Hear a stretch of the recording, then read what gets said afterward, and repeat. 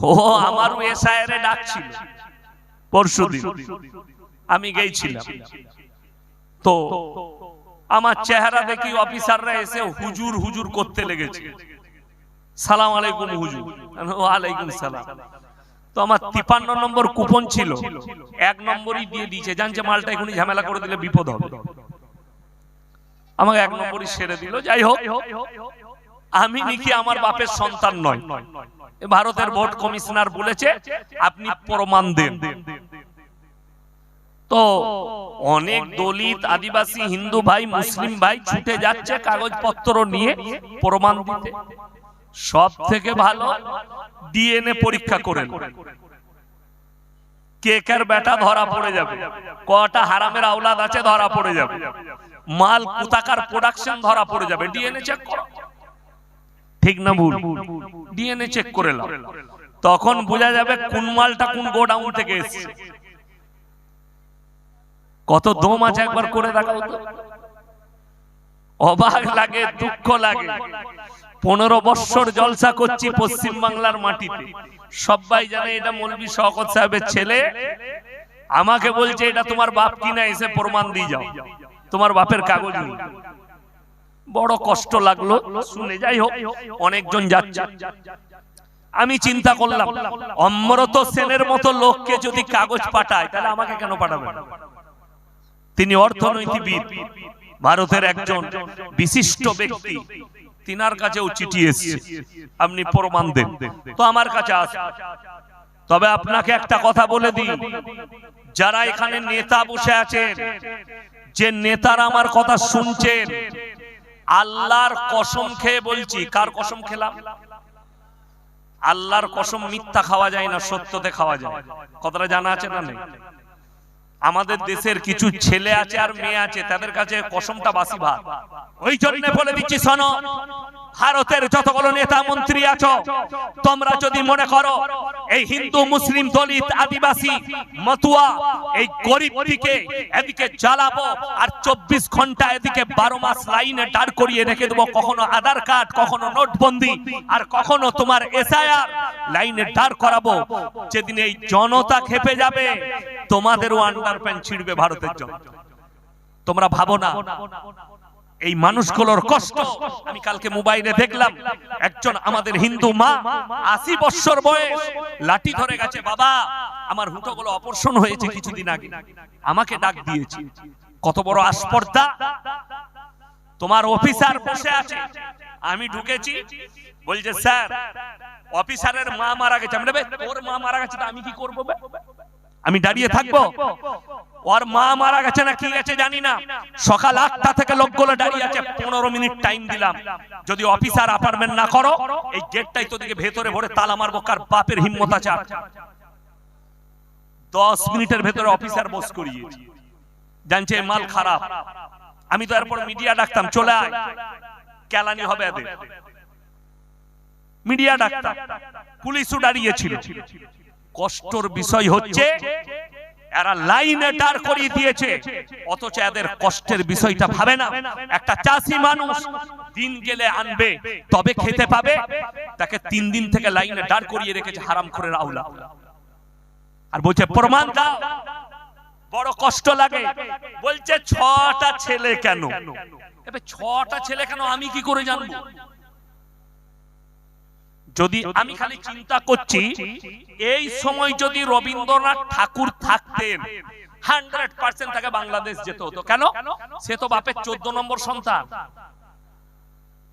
কথাটা বুঝতে পেরেছেন না পারেননি? আমি বাস্তব বলছি, যদি 6টা ছেলের প্রমাণ দিতে হয়, রবীন্দ্রনাথ ঠাকুর বাপের 14 নম্বর সন্তান। আমি জিজ্ঞেস করছি, দেশের প্রধানমন্ত্রীজি 6টা ভাই, যোগীজি 7টা ভাই, তেগড়িয়া 9টা ভাই, লালু প্রসাদ 10টা ভাই, এদের কবে এসআইআর ডাক পড়বে? এদের ভাইদের এদিকে কবে লাইনে দেখতে পাবো? এদিকে লাইনে দাঁড় করাও। বড় কষ্ট লাগে না? ভিআইপি রেডি হও, এই লাইনে দাঁড় করাতে করতে যেদিনে বেলাইন হবে, তোমাদের আন্ডারপ্যান্ট গুলো ছিড়বে লোকে। এই শ্রীলঙ্কার মতো, বাংলাদেশের মতো দেশ ছেড়ে পালাতে হবে। ওই জন্য জালিম হয়েও না, আল্লাহ রাজত্ব দিলে যারা আঞ্চলিক নেতা আছেন, যারা গ্রামীণ নেতা আছেন, আল্লাহ রাসূলের একটা হাদিস শুনে যান, কাঁটার মতো ভুকে যাবে কাদের গায়ে?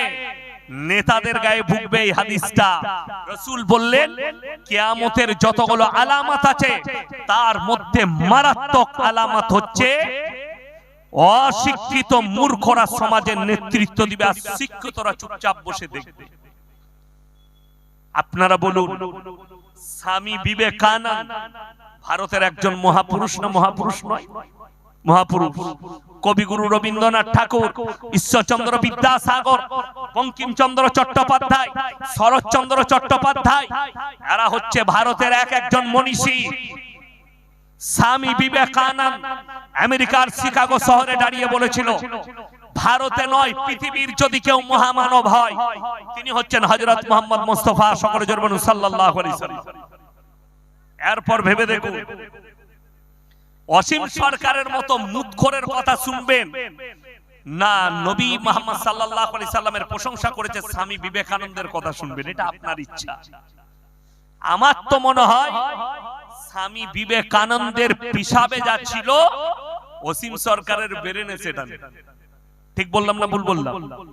স্বামী বিবেকানন্দ আমাদের কাছে মহাপুরুষ, ভারতের একজন মনীষী। কবিগুরু রবীন্দ্রনাথ ঠাকুর পায়খানা করে দিলে আমি তো বলবো অসীম সরকারকে খোঁজ লাগাও, রবীন্দ্রনাথ ঠাকুর কোন পায়খানার চেম্বারে পায়খানা করতে, ওই গুটা তুলে খাও, তোমার ব্রেনটা ভালো হবে। কেন বলছে 25টা 27টা শয়তান মিলে কোরআন লিখেছে। নাউজুবিল্লাহ বলে তাকে কয়েকশো মৌলবি ইনভাইট করেছে। আমি তো বলেছি আপনি যদি বলেন আপনার হরিংঘাটা থানায় আসুন, থানার সাথে আপনি কথা বলুন, আপনি বসে খালি প্রমাণ করে দিবেন 27 জন শয়তান কোরআনটা লিখেছে, তাদের নামগুলো দিবেন, আমি ইয়াসিন সনাতন ধর্ম গ্রহণ করিল। আর তুমি যদি প্রমাণ না দিতে পারো, তোমার কাছে যদি আমি কোরআনকে সত্য প্রমাণ করাই, তোমাকে কলমা পড়িয়ে আর কি কি খাওয়াবো সেটা বলবো না। বড় কষ্ট লাগে। গাঁজাখোর, মাতাল, বাউল বুষ্টম, স্কুলে যায়নি, অশিক্ষিত, রাসূলের হাদিস সত্য।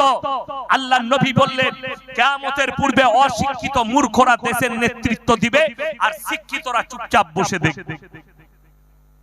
যার কারণেই তো ভোট কমিশনার বলেছিল মাধ্যমিকের অ্যাডমিটটা গ্রহণযোগ্য নয়, আজকে সুপ্রিম কোর্ট রায় দিয়েছে না ওটা গ্রহণযোগ্য, ওটা গ্রহণযোগ্য হবে, আজকে রায় দিয়েছে সুপ্রিম কোর্ট। কেন বলেছি জানি না, আমার মনে হয় ভোট কমিশনারের কাছে মাধ্যমিক পাসের সার্টিফিকেটও মালের কাছে নেই, যার জন্যই তো ওটাকে গুরুত্ব দিচ্ছে না। লোকে যদি বলে তোমারটা দেখাও, কথাটা বুঝতে পারেননি, আমি তো বলবো তোমারটা দেখাও, তো দিতে পারবে না বলেই ওটাকে বাদ দিয়ে দিচ্ছে। অনেক জুনার আছে তার থেকে আমারটা নাই বলে ওটা বাদ দিয়ে দিই। নাউজুবিল্লাহ। আমার ভাই আন্তরিকতার সঙ্গে বলছি, সবাই মাথায় রাখবেন আল্লাহকে সবাই ভয় খাবো, জোরে বলুন ইনশাআল্লাহ। দেশের যিনি প্রধানমন্ত্রী তাকে রেসপেক্ট করি, সম্মান করি, যেহেতু দেশের রাষ্ট্রনেতা, কিন্তু ভয় আল্লাহকে খায়। দেশের যিনি, আমার রাজ্যের যিনি মুখ্যমন্ত্রী, রেসপেক্ট করি, সম্মান করি, ভয় কিন্তু আল্লাহকে খায়, ভয় উনাকে খায়। ভয় মানুষকে খাওয়া যায় না, আল্লাহকে খেতে হয়। রেসপেক্ট করতে হয়, বাপকে রেসপেক্ট করুন, সম্মান করুন, মাকে সম্মান করুন, বড়কে সম্মান করুন, ছোটকে স্নেহ করুন। ভয় আল্লাহকে খেতে হয়, ভয় মানুষকে লয়। মানুষ কি আজকে মরে গেলে মারা যাবে, দুদিন হয়ে যাবে পৃথিবীতে। আপনার কি মনে হচ্ছে যারা বলছে শক্তিশালী রাষ্ট্র নেতা, ডোনাল্ড ট্রাম্প বলেছে 1 মাস আগে, আমার কাছে যা পরমাণু বোমা আছে আমি পৃথিবীটা 150 বার ধ্বংস করে দেব। 4500 পরমাণু বোমা আছে আমেরিকার কাছে।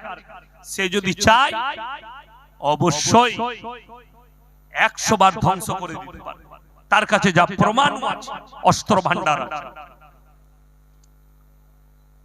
এটা তার শক্তি। সব থেকে সুরক্ষায় কে থাকে? আমেরিকার প্রেসিডেন্ট থাকে। তার যে গাড়িটা 1000 কোটি দাম, 1000 কোটি টাকা, যে গাড়িটাই চাপে সেই গাড়িটাই অস্ত্রলেস আছে, মিসাইল মারলে লাগবে না, গুলি ছুড়লে লাগবে না, 0 পয়েন্ট থেকে AK-47 থেকে যদি কাঁচে গুলি করা হয় এতটুকু স্কেচ পড়বে না, কাঁচটা এত মজবুত, স্কেচ পড়বে না, ভেদ করা তো দূরের কথা। ড্রাইভার 3 ঘন্টা গুলি ছুটতে পারবে। এরপরে আপনি বলবেন আমেরিকার প্রেসিডেন্ট তো তাইলে শক্তিশালী। আল্লাহর কসম, আল্লাহ কোরআনে বলেছেন ইন্নাল ইনসানা খুলিকা হালুয়া, আমি পৃথিবীতে যতগুলো মানুষ সৃষ্টি করেছি একটা মানুষও সবল নয়, সবাই আমার আল্লাহর কাছে দুর্বল। যদি বলেন দুর্বলতা কি, টাকা আছে, সম্পদ আছে, গাড়ি আছে, বাড়ি আছে, শক্তি আছে, পার্টির বল, লাঠির বল, চেয়ারের বল, বডিগার্ড সব আছে। ইমানদারির সঙ্গে বলুন, যদি মালাকুল মউত আসে, মৃত্যু আসে, আর তার বডিগার্ড রুখতে পারবে? কথা বলে না। যদি এটা জানতে চান তাহলে একবার ফেসবুক খুলে, ইউটিউব খুলে, পৃথিবীর শ্রেষ্ঠ ব্রেক ড্যান্সার, তার নাম হচ্ছে মাইকেল জ্যাকসন, সে বলেছিল আমি 150 বছর বাঁচব। কেন? আমরা তো করোনা আসার পরে মাস্ক ব্যবহার করছি, তাই না? আমরা করোনা আসার পরে হ্যান্ড গ্লাভস নিলাম, যে হাতে হাতে কারোর সঙ্গে মুলাকাত করা যাবে না, তাইলে আমার কাছে চলে আসবে করোনাটা। আজ থেকে মাইকেল জ্যাকসন নিজের জীবনীতে কারোর সঙ্গে খালি হাতে মুলাকাত করেনি, মশারি ছাড়া ঘুমায়নি, তার পাশে 24 ঘন্টা 50টা ডাক্তার দাঁড়িয়ে থাকতো, তার শ্বাসটা চলতো, সে ঘুমাচ্ছে, তার যে নিঃশ্বাস চলছে সেটারও খোঁজ রাখতো। আল্লাহর কসম 50 বছরেই আল্লাহ পটল তুলি দিয়েছে, 50 বছর বয়সে মারা গেছে। সে চেয়েছিল আমি ওষুধের দ্বারা, টাকার দ্বারা, পয়সার দ্বারা আমি প্রত্যেক দিন 10 লক্ষ টাকা নিজের পেছনে খরচ করত। কত বললাম? 10 লাখ। তার ডাক্তার, পানি, খাবার দাবার 10 লাখ টাকা পার ডে খরচ করত। সেই ব্যক্তি 150 বছর চাওয়ার পরেও 50 বছরের দুনিয়া ছাড়তে হয়েছে আমার আল্লাহর ইচ্ছায়। মানুষ, আপনারা যারা বেঁচে আছেন, আমরা যারা এখনো বসে আছি, আল্লাহর কসম আমরা নিজের ইচ্ছায় বেঁচে নেই, আমার আল্লাহ ওপরওয়ালার কৃপায় আল্লাহ আমাদেরকে বাঁচিয়ে রেখেছে। একটা মানুষও, সে হিন্দু হোক, মুসলিম হোক, যেই হোক, কেউ নিজের ইচ্ছায় বেঁচে নেই, সবাইকে ওপরওয়ালা বাঁচিয়ে রেখেছে, তবে বেঁচে আছে। কারোর হিম্মত নাই বেঁচে থাকে। আমরা দেখতে পেলাম অনেক আমাদের দেশের হিন্দু ভাই তারা কমেন্ট করছেন, লিখছেন, অনেকজন ফোন করেন আমাকে, অনেক হিন্দু ভাই, স্যার আপনার বক্তব্য শুনি ভালো লাগে। আমাকে একজন মেসেজ করেছে হিন্দু ভাই, বাংলাদেশে একটা যুবককে, দাসদের ছেলেকে পুড়িয়ে মারা হলো, আপনি কি বলবেন? আমি তার সত্যতা যাচাই করিনি, ছেলেটা কি বলেছে না বলেছে। অনেকজন বাংলাদেশের মানুষ বলছে আল্লাহর নবীকে নিয়ে কুট্টি করেছে, মুহাম্মদ সাল্লাল্লাহু আলাইহি সাল্লামকে গালি দিয়েছে, যার কারণে তাকে পুড়িয়ে মারা হয়েছে। আমার কাছে বাজেয়াপ্ত প্রুফ আছে, প্রুফ আছে আমার কাছে। বীরভূম ডিস্ট্রিক্টের একটা মুসলিমদের ছেলে আল্লাহকে গালি দিয়েছে, কোরআনকে গালি দিয়েছে, মুহাম্মদ সাল্লাল্লাহু আলাইহি সাল্লামকে গালি দিয়েছে, এবং ভালো বলেছে। তার পরিবার এসে বলল থানায়, স্যার ভুল হয়ে গেছে। আমাদের মতো মৌলবীদিকে ডেকে বলল ভুল হয়ে গেছে। আমাকে একজন ফোন করলো, তার পরিবারের লোক, হুজুর আপনি যদি অমুক মৌলবীকে বলে দেন, অমুক মৌলবী নেতাটাকে বলে দেন, সে বলে দিলে আপনার কথা শুনবে। আমি তো তাকে চিনি, নম্বর দাও। ফোন করলাম, আমি ইয়াসিন সাহেব বলছি, হুজুর আপনি ফোন করেছেন, আমাকে এমন দরকারে ফোন করেছি। যে ছেলেটা গালি দিয়েছে সে আমার সামনে বসে আছে, সে স্যালেন্ডার হচ্ছে, তোমরা কেসটা তুলে নাও। ছেলেটা শিক্ষিত ছেলে, ভুল করে ফেলেছে, ভুলবশত বলেছে, তাকে ক্ষমা করে দিয়েছে, থানাওয়ালাও ক্ষমা করে দিয়েছে, চলো মুসলিম ভাই ক্ষমা করে দিয়েছে। এখন বাংলাদেশের মানুষের কাছে আমার প্রশ্ন, তোমরা বললে নবীজিকে গালি দিয়েছে, পিটিয়ে মেরে দাও। যারা বাংলাদেশের মৌলবী, যে হুজুররা বক্তব্য দিচ্ছে, তাদেরকে আমি চ্যালেঞ্জ করলাম, আমি বাংলাদেশে তো যাব না, যদি পারো হিন্দুস্তানে এসো, বসবে আমার কাছে মেহমানদারি করবে, তোমাদেরকে আমি নবীজির জীবনে দেখিয়ে দেবো, নবীজির আদর্শ দেখিয়ে দেবো। আর যদি জানা না থাকে, বাংলাদেশে হাদিস কোরআন একটু গবেষণা করো। বাংলাদেশের ওই মূর্খ অশিক্ষিত বর্বর যারা মানুষকে হত্যা করে বলছে আমরা ধর্মের হিফাজত করব, আমাদের ভারতের যে সমস্ত গোবরখোর আর মুতখোর জয় শ্রীরামের নাম নিয়ে মুসলমানকে হত্যা করছে, মানুষকে পিটিয়ে হত্যা করছে, তাদেরকে বলবো যারা হত্যা করছে তোমরা ধর্মের ধটাও বুঝো না। যারা অরিজিনাল হিন্দু ধার্মিক হবে, যারা নিজের ধর্মকে বিশ্বাস করে, তারা কখনো মানুষকে হত্যা করছে কে? ও 2 দিন মুত খেয়েছে আর 3 দিন গোবর খেয়েছে, দিয়ে বলছে আমি হিন্দুর রাখবালা। আরে শ্রীরামজির জীবনীটা পড়ে দেখ, শ্রী রামকৃষ্ণের জীবনীটা পড়ে দেখ, শ্রী কৃষ্ণজির জীবনীটা পড়ে দেখ, আরে মনীষীদের জীবনীগুলো পড়ে দেখো, তবে বুঝতে পারবে তারা হত্যার কথা বলেছে না মানব রক্ষার কথা বলেছে, তবে বুঝতে পারবে। এই বাংলাদেশের অকাট মূর্খ নবীজিকে গালি দিয়েছে, মেরে দাও। কে বললো তোমাকে? গালিটা আজকে শুনে রেখে দেন, কোরআনের দলিল আছে। আপনারা মনে করছেন আল্লাহর নবীকে আজকে গালি দিচ্ছে, আজ থেকে 1400 বছর আগে নবীজি সাল্লাল্লাহু আলাইহি সাল্লাম কাবা ঘরের ভেতরে কোরআন পড়ছেন। কোথায় বললাম বাবা? কোথায়? কাবা ঘরের ভেতরে। আর আল্লাহর নবী সাল্লাল্লাহু আলাইহি সাল্লাম যখন কোরআন পড়ছে, বেঈমান কাফেররা নবীর বিরুদ্ধে তাবলীগ শুরু করেছে। কিসের? ওয়াকালাল্লাযীনা কাফারু লা তাসমাউ লিহাযাল কুরআন ওয়ালগাউ ফীহি লাআল্লাকুম তাগলিবুন। হে নবী, আপনি যে কোরআন তেলাওয়াত করেন, বেঈমান কাফেররা বাইরে বলছে নবী যে কোরআন পড়ে সে কোরআন তোমরা শুনো না, শ্রবণ করো না, হাততালি মারো আর কানেতে আঙ্গুল দাও। আপনারা বলুন তো, ইসলামকে আটকানো গেছে? কথা বলেন না। ইসলাম রুখে গেছে ওখানে? নিজের গতিতে ছুটছে। আজকে 250 কোটি মুসলমান, আপনারা দেখেছেন, গোটা ভারত নয় গোটা পৃথিবী দেখেছে। ফিল্মের একজন আর্টিস্ট, তার নাম জাবিদ আখতার, ভালো লেখক, কলকাতার একটা মসজিদের ইমাম সামাইন নদভী, তার সঙ্গে ডিবেটে বসেছে দিল্লির মাটিতে, এমন ভাবে গোহারা হয়েছে। শুধু তাই নয়, আপনারা অনেকে বলেন না মৌলবীরা হচ্ছে মাদ্রাসা ছাত্র, এদের জ্ঞান নেই। এমন একটা ইংরেজি ওয়ার্ড বলেছে, समाइन नदवी के बोलचे जावेद अख्तर, मौलवी साहब माफ करना, आप इतने डिफिकल्ट अंग्रेजी बोले सवाल किए, हमको समझ में नहीं आया, थोड़ा आसान अंग्रेजी से सवाल करेंगे। जोरे बोलूं सुभान अल्लाह। जो अंग्रेजी नहीं समझ पा रहे वो हमारे अल्लाह को कैसे पहचाने? जे इंग्रेजी बुझते पाচ্ছে না সে সৃষ্টিকর্তাকে কি করে চিনবে? এই জাবেদ আখতারের ডিবেটের পরে 24 ঘন্টার ভেতরে 20,000 লোক ইসলাম কবুল করেছে। জোরে বলুন সুবহানাল্লাহ। 20,000 লোক ইসলাম কবুল করেছে। ইমানদারির সঙ্গে বলুন তো, অসীম সরকার কোরআনকে গালি দেওয়ার পরে কতগুলো লোক ইসলাম ছেড়েছে? কথা বলে না কেউ ছেড়েছে? ছাড়েনি। অর্থাৎ ক্ষতি কিছুই হয়নি, ক্ষতি ওর নিজের হয়েছে। ক্ষতিকার হয়েছে ওর নিজের, ও গালি দিয়েছে ওর ক্ষতি।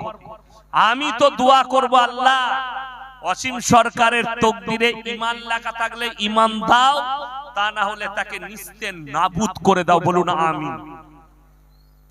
তাকে বরবাদ করে দাও। যাই হোক, অসীম বাবু, আপনাকে আমি সম্মানের সাথে বলছি, কেন আপনি গালি দিচ্ছেন? না আপনাকে কেউ শিখালো যে গালি দাও, উস্কিয়ে দাও, যাতে মুসলিমরা আন্দোলন করবে, মারামারি করবে, ভাঙচুর করবে, তাতে আমি বলতে পারবো মুসলিমরা সন্ত্রাসবাদ। আর আমি অনুরোধ করে যাচ্ছি, হো কথাই লাফাবেন না, ফো কথাই ফোঁস মারবেন না। কে বলল আপনাকে লাফাতে? কে বলল আপনাকে আন্দোলন করতে? আমি দেখেছি নূপুর শর্মা যখন গালি দিয়েছিল, এই হাওড়া জেলায়, জায়গার নাম করব না, মুসলিমদের ছেলেরা অনেক হিন্দু ভাইয়ের দোকানে ভাঙচুর করে দিয়েছিল হাই রোডের গায়ে। আমি জায়গার নাম বলবো না, আপনারা সবাই জানেন। আমি অনুরোধ করে বলছি, তারা আমার নবীর উম্মতি হতে পারে, তারা আমার রাসূলের উম্মত নয়। কেন? নূপুর শর্মা গালি দিয়েছিল, এটাকে কোনো হিন্দু ভাইও সাপোর্ট করেনি, সেটা তার ব্যক্তিগত মত। অনেক হিন্দু ভাই আপনার পক্ষ নিয়ে কথা বলেছে, অনেক হিন্দু ভাই আপনার পক্ষে আছে। কেন? যারা ধর্ম বুঝে সেই হিন্দু ভাইরা না কোরআনকে গালি দেবে, না আল্লাহকে গালি দেবে, না আপনার ধর্মকে কোনোদিন খারাপ বলবে। অর্থাৎ প্রত্যেকটা ভাইকে অনুরোধ করব, আমরা সবাই ইসলামটাকে বুঝবো।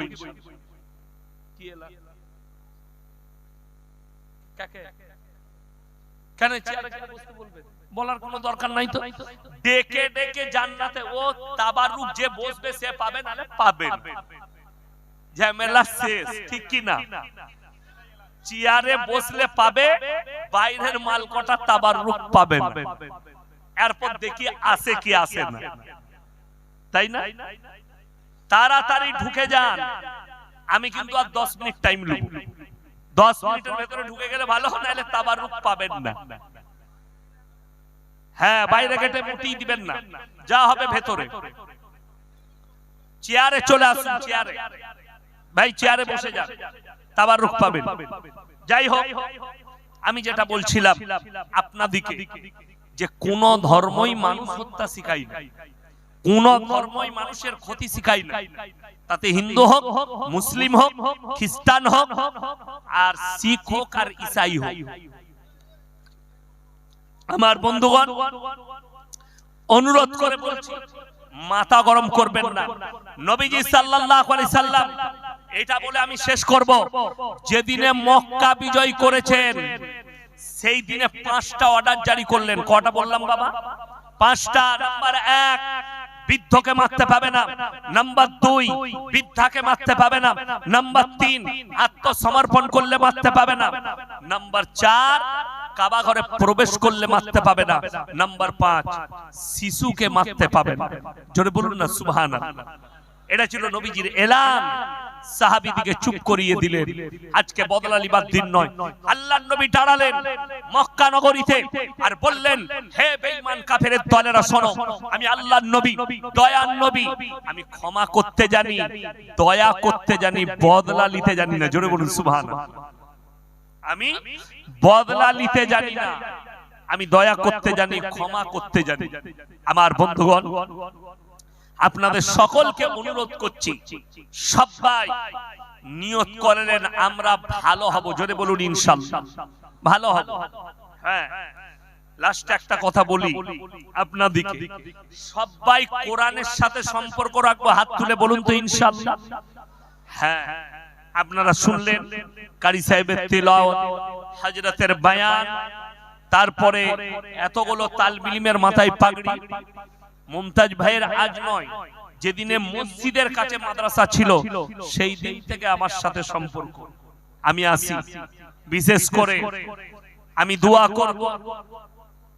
এসছিলেন, চলে গেছেন, এখনো আছেন আমার এসএন আলম, নূর আলম ভাই মিটিয়া বুরুজের, হাজী জাহাঙ্গীর লস্কর সাহেব, উনি চলে গেছেন, আমার সঙ্গে দেখা করেই গেলেন।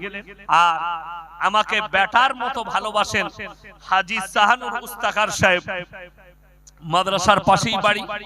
আমি আজকে ওনার বাড়িতে নাস্তা করলাম, চা খেলাম, খানাটা এখানে খেয়েছি। তো সবাই মাদ্রাসার খেয়াল রাখে। আমি আপনাদের কাছে অনুরোধ করব, সবাই দোয়া দিবেন এই মাদ্রাসাকে, মাদ্রাসার তালবিলিমকে, আমাকে, আমার পরিবারকে, আর দোয়া করবেন ইনশাআল্লাহ। আমি একটা আমার বর্ধমান জেলায় অনেক বড় মেয়েদের নার্সারি স্কুল থেকে ক্লাস 10 প্লাস একবারই মোল্লা পাস পর্যন্ত বিল্ডিং এর কাজ চলছে।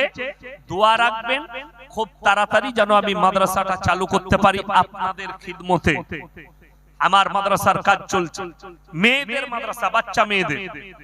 7 বছরের বাচ্চা মেয়েকে দিবেন, নার্সারি স্কুলে ভর্তি হবে প্লাস মাদ্রাসায়। 3 বছরের ভেতরে হাফিজে কোরআন করে আপনার হাতে তুলে দেব। তাদের খাওয়ানো, পড়ানো, গা ধোয়ানো সব ব্যবস্থা থাকবে আল্লাহর কৃপায়। আপনারা খালি দোয়া রাখবেন আমার জন্য, আমার আব্বাজির জন্য, মাদ্রাসার জন্য। আর মাদ্রাসার জন্য খেয়াল রাখবেন, এই মাদ্রাসাকে খেয়াল রাখবেন। এই মাদ্রাসা আমাদের এবং আমার খুব কাছের মুমতাজ ভাই উনি বড় মেহনত করেছেন, আল্লাহ উনার হায়াতে বরকত দেখ, উনার পরিবারকে আল্লাহ সুখী করুক, উনার আব্বাজির হায়াতে বরকত দেখ। উনার আব্বাজি খুবই মহব্বত করেন, আমার আব্বার খুব খাস মানুষ, অন্তরের মানুষ।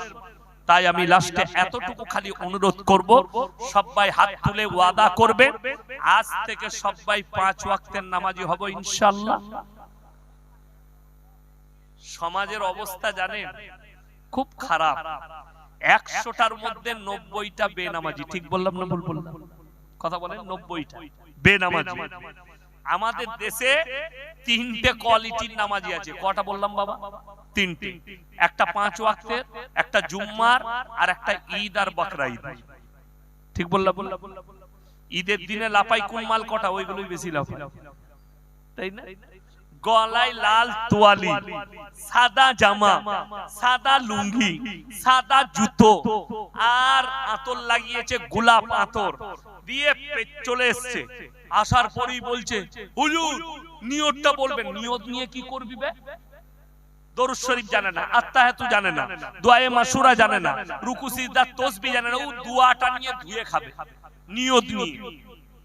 বড় কষ্ট লাগে। জামাটা তোয়ালিটা কার? বলছে শ্বশুরে। জামাটা কার? বলে শ্বশুরে। লুঙ্গি কার? শ্বশুরে। আন্ডারপ্যান্ট কার? শ্বশুরে। বলে তোর কি? বলে ন্যাংটো লোকটা খালি আমি। দিয়ে বলছে আমি মরদ। তুই মরদ? তো বলছে না মরদ হিজড়ে। এ টোলে দেখেছেন ধুলাগড় টোলে? আমি তো প্রায় বের হয়, হিজড়েরা হাত মারে, সালাম আলাইকুম, সালাম আলাইকুম, 10 রুপিয়া দে। ওদের কাজটা অনেক ভালো কাজ তোমার থেকে। হালা 20 রমজান হতে না হতে ফোন লাগা, ফোন লাগা। কাকে বলছে? বউকে ফোন লাগা, মানে ঈদিটা পাঠাতে বল। হারামখোর, সেমুইলের চা কেনারও ক্ষমতা তোর নেই, শাশুড়ি সেমুইলের চা খাবি ঈদের দিনে, আর বলছে আমি মরদ হয়েছি। নাউজুবিল্লাহ। শুনে রেখে দেন, যারা যৌতুক নিচ্ছে বেটার বিয়েতে, তারা বিয়ে দেয়নি, পাঁঠা বিক্রি করছে, পাঁঠা। যদি তোমার বাপের বেটা কোনো মৌলবি থাকে, স্টেজে এখনই নিয়ে আসুন। দেখেন মুফতি সাহেব বসে আছে আমার সুজাসুজি, যদি বলে দেয় যৌতুক নিয়ে জায়েজ আছে, আমি আর জীবনে সমাজের বুকে কথা রাখবো না। হারা। আর এমন একটা যুগ চলে এসেছে, আমার আগে মুফতি সাহেব বলছিলেন না, হযরত জি দেওবন্দের উস্তাদ, যে মোবাইল ইতনা খতরনাক হ্যায়, এত ডেঞ্জার যে মোবাইল খুললে ন্যাংটো অনেকগুলো সাইড আছে, ন্যাংটো ছবি আসবে, ন্যাংটো ফিল্ম আসবে, যার দ্বারা হাজার হাজার যুবক যুবতী নিজের যৌবনকে নষ্ট করছে। তো এখন আর দেখাশোনা করে বিয়ে কম হচ্ছে, তাই না? আগে মানুষ আমাদেরকে ডাকতো হুজুর বিয়ে পড়াতে হবে, এখন তো হচ্ছে না, ও রাস্তাতেই বিয়ে পড়িয়ে নিয়েছে। Hello come here, I love you, কোথায় পাঁচলাই, তুই কোথায় উলুবেড়িয়ায়, চলে আয়। আর রাস্তায় খালি এত রেজিস্ট্রি ম্যান ঘুরে বেড়াচ্ছে, হারামখোরদের মোটরসাইকেলে থলিতে মাল ভরাই আছে, খালি ফোন করা। কোথায়? বলে ধুলাগড় টোলে, বলে ওইখানে চায়ের দোকানে দাঁড়া। ও গিয়ে ওইখানে খাতায় সই করে বিয়ে হয়ে গেল। ও ঘরে চলে এসে ঘুমুচ্ছে। 3 মাস পরে বাপ বিয়ে ঠিক করছে, বেটাকে বিয়ে করবো না। করবি না? তোর লাগে মেয়ে দেখে? না না বিয়ে করবো। বিয়ে করবি না মানে? মেয়ে দেখা হয়ে গেছে, বিয়ে করে নি। হ্যাঁ হ্যাঁ, রেজিস্ট্রি কাগজ। কাকে? দীপালি। ওটা আই লাভ ইউ হ্যালো।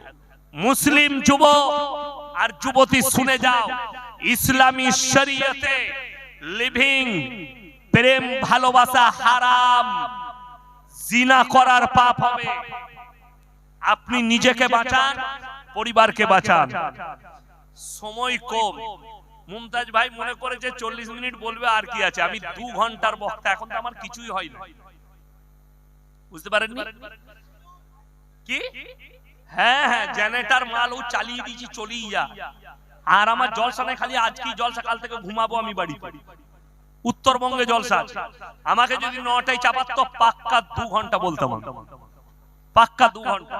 আর 2 ঘন্টায় গোটা বাহুরিয়াকে লাচ করে দিয়ে চলে যেতাম। বুঝতে পেরেছেন? যাই হোক, মোবাইলে আমরা শুনে নেবেন। আর যারা এতক্ষণ বক্তব্য শুনলেন মনে হলো বুঝে আসেনি, এতগুলো চ্যানেলওয়ালা আছে, জিজ্ঞেস করে নেবেন এদের চ্যানেলের নাম, কালকে আবার ঘুরিয়ে রিপিট শুনে নেবেন। তবে আমি আন্তরিকতার সঙ্গে বলছি, আপনি ধার্মিক হন, পরিবারে ধর্ম নিয়ে আসুন। যেটা হযরত বলে গেল कि अपने घर में शरिया लेके आओ। পান্তা ভাত, হ্যাঁ কথাতেই কসম, কি বুঝলে? আর আমাদের মেয়েদের কসম আলাদা, ওরা আবার বলে পশ্চিম দিকে মুখ করে বলছি, বুঝে করগা, হারাম, ওই কসম খাওয়া যাবে না। আল্লাহ ছাড়া কারো কসম খাওয়া যাবে না। তো আমি আল্লাহর কসম করে বলছি, কোরআনের ইতিহাস বলছে, পৃথিবীর ইতিহাস বলছে, পৃথিবীতে যতগুলো জালিম বাদশা এসেছে, যারা তার প্রজাদের প্রতি অত্যাচার করেছে, আল্লাহ প্রত্যেকটা জালিমকে বেইজ্জতির সঙ্গে মৃত্যু দিয়েছে। ঠিক কি না কথা বলে? তার দলিল 1 নম্বর ফেরাউন। কোরআনে আল্লাহ সবথেকে বেশি নবীজির সঙ্গে আলোচনা করেছেন মুসা আর ফেরাউনের কথা। এই ফুলের ঝাড়গুলো সরাও তো, এগুলো এই ফুলের ঝাড়গুলো সরাও, আমার চোখে লাগে। এগুলো বিয়ে হলে দিতে হয়, শুধু শুধু খামখেয়ালি। সরান, এই সামনে থেকে এটা সরিয়ে দেন, ভাল লাগছে না দেখে। হ্যাঁ সরিয়ে দেন, ঠিক আছে। তো যতগুলো জালিম এসেছে আমি গুনিয়ে দিচ্ছি। ফেরাউন কয়েক লক্ষ বাচ্চাকে হত্যা করেছিল, শিশু বাচ্চা। কেন? তার গণককাররা বলেছে, তার জ্যোতিষীরা বলেছে, পৃথিবীতে এমন একটা মহামানব আসছে যে হবে তোমার দুশমন। তার নাম হযরতে মুসা নবী। সে তোমাকে আটকাবে, তোমার এই গোটা সাম্রাজ্যকে ধ্বংস করবে। ফেরাউন বললে অত সহজ। তার সৈন্য সামন্তকে বলল, গোটা মিশরে খোঁজ লাগাও, যতগুলো গর্ভবতী মহিলা আছে তাদের বাচ্চা যদি হয়, যদি বেটা ছেলে হয় কতল করে দাও, মেয়ে ছেলে হলে ছেড়ে দাও। লাখ লাখ বেটা ছেলেকে কতল করেছে, বাচ্চা মাসুমকে। কিন্তু আল্লাহর কসম, আল্লাহ যাকে রাখবে পৃথিবীর কেউ তাকে মারতে পারবে বাবা? পারবে না। ফেরাউনের বাড়িতে আল্লাহ তাআলা মুসা নবীকে লালিত পালিত করলেন। জোরে বলুন সুবহানাল্লাহ। দুশমনের ঘরে আল্লাহ লালিত পালিত করলেন যে আমার দুশমন তোর বাড়িতে আমার নবীকে লালিত পালিত করে পৃথিবীর বুকে আল্লাহ একটা বিশ্বাস মানুষের সামনে দিলেন যে আমি আল্লাহ যেটা করব সেটাই একমাত্র হবে। ঠিক কি না কথা বলে? গোটা পৃথিবী পরিচালনা কে করছেন? আল্লাহ সৃষ্টিকর্তা। মানুষের কোনো দাম নেই। আপনি কি মনে করছেন আপনি মূল্যবান? টাকা আপনি চোখে দেখছেন, পয়সা আপনি চোখে দেখছেন, শরীর আপনি চোখে দেখছেন, সৌন্দর্যতা। কেউ বডি বানাচ্ছে, কেউ কাজু কিশমিশ খাচ্ছে, কেউ সুস্থ থাকার জন্য ভালো মন্দ খাচ্ছে। খাচ্ছে না খায়নি? আমাদের জীবনে 3টে অংশ আছে, 3টে পার্ট। মানুষের জীবনে 3টে পার্ট। কটা বললাম? 3টে। একটা আল্লাহর, একটা আপনার আমার, আর একটা হচ্ছে পোকামাকড়ের। আমার কি? আমার হচ্ছে আমলটা, কর্মটা আমার আমলটা। আল্লাহর কি? রূহটা হচ্ছে আল্লাহর। শরীরটা মরে যাওয়ার পরে কবরে দিলে কারা খায়? কথা বলে পোকামাকড়ে। তাইলে আপনার নিজস্ব কিচ্ছু নেই, সৎ কর্মটা ছাড়া আর কিচ্ছু নেই। শরীর পোকামাকড়ে খাবে। শরীরের মধ্যে যে রূহটা, দিলটা আছে, জানটা আছে, সেটা আল্লাহর কবজায় আছে। আল্লাহ যখন ইচ্ছা করবেন ডেকে নেবেন, আপনাকে চলে যেতে হবে। আমার বন্ধুগণ, ফেরাউনকে আল্লাহ তাআলা বেইজ্জতির সঙ্গে মৃত্যু দিয়েছে না দেয়নি বাবা? দিয়েছে। নাম্বার 2, তার নাম হচ্ছে নমরুদ। হযরত ইব্রাহিম আলাইহিস সালাতু ওয়াস সালামকে আগুনে নিক্ষেপ করেছে জ্বালাবার জন্য। ইব্রাহিম নবী আল্লাহর কাছে মদদ চাইলেন, আল্লাহ তাআলা আগুনকে হুকুম দিলেন, কুল্লা ইয়া না রুকুনি বারদাউ ওয়া সালামান আলা ইব্রাহিম, আগুন তুমি ঠান্ডা হও, ফুলের বাগিচা হয়ে যাও। আমার নবী একটা পশমকে তুমি জ্বালাতে পারবে না, আল্লাহর কসম ইব্রাহিম নবীর একটা পশমকে আগুন জ্বালাতে পারেনি। জোরে বলুন সুবহানাল্লাহ। এই নমরুদকে আল্লাহ বেজ্জতির সঙ্গে মৃত্যু দিলেন। কি বেজ্জতি? জুতো খেয়ে মারা গেছে। প্রজাতিকে বললে আমার মাথায় জুতো করে বাড়ি মার, মারা গেছে, আল্লাহ মৃত্যু দিয়েছে। চলুন 2023 থেকে 2024 পর্যন্ত যারা ভারতের নেতা মন্ত্রী আছেন, নেতৃত্ব আছো, তাদেরকে বলছি শোনো, এটা ইয়াসিনের কথা নয়, এটা আমি ইতিহাস বলছি। 2023 থেকে 2025 এর ভেতরে পৃথিবীর 4টা শাসককে, পৃথিবীর 4টা রাজাকে, রাষ্ট্র নেতাকে তাদের দেশের লোক নাংটা করে তাড়িয়েছে। নাম্বার 1 শ্রীলঙ্কা, তাদের দেশের নেতা মন্ত্রীদের আন্ডারপ্যান্ট ছিঁড়ে দিয়েছে, এত মার মেরেছে, জনতা মেরেছে, সাধারণ মেরেছে। কখন? যখন তারা পেরেশান হয়ে গেছে তাদের অত্যাচারে। নাম্বার 2 রাজহাঁসের মাংস, পাতি হাঁসের মাংস, দেশি মুরগি, মাটন, আপনার চিকেন 65, আর আপনার চিল্লি চিকেন, আর আপনার টেবিলে ভেটকি মাছের পকোড়া, আর আপনার গোলদা চিংড়ি, পাবদা, টেবিলে ডাইনিং টেবিলে রেডি খানা, গরম গরম। ম্যাডাম এখন গোসল করছেন, সেনা প্রধান ঢুকে গেল, আপনার কাছে 40 মিনিট টাইম আছে, যা পারবেন গুটিয়ে এলেন, আপনার জন্য হেলিকপ্টার রেডি আছে, আপনাকে দেশ ছেড়ে পালাতে হবে, জনস্রোত আসছে, আপনাকে হত্যা করে দিবে। রাঁধা ভাত আমার আল্লাহ খেতে দেয়নি, তার নাম হচ্ছে হাসিনা, তিনি আমাদের দেশে এখন মেহমান হিসেবে আছেন। ঠিক বললাম না? বললাম। বেজ্জতি করে পালাতে হয়েছে। নাম্বার 3 বাশার আল আসাদ, সিরিয়ার প্রেসিডেন্ট, দেশ ছেড়ে পালাতে হয়েছে। তার গোডাউনে 4,500 কোটি টাকার গাড়ি দাঁড় করানো, 4 হুইলার, দেশ ছেড়ে পালিয়েছে। এখনো কেউ জানে না কোথায় লুকিয়ে আছে, তার পরিবার আছে। বেজ্জতি করে তাড়িয়েছে দেশের লোক, তার রাজপ্রাসাদ দাঁড়িয়ে আছে। নাম্বার 4 নেপালের প্রধানমন্ত্রী দেশ ছেড়ে পালিয়েছে। একটা হেলিকপ্টারে দেখলাম 5-6টা মন্ত্রী মাল ঝুলছে, আর হেলিকপ্টার উড়ে উড়ে পালাচ্ছে। আমার বন্ধুগণ, আমার ভাই, আর একজনকে দেখলাম পানিতে ছুটছে, আর লোকে তার পাশায় বাড়ি মারছে।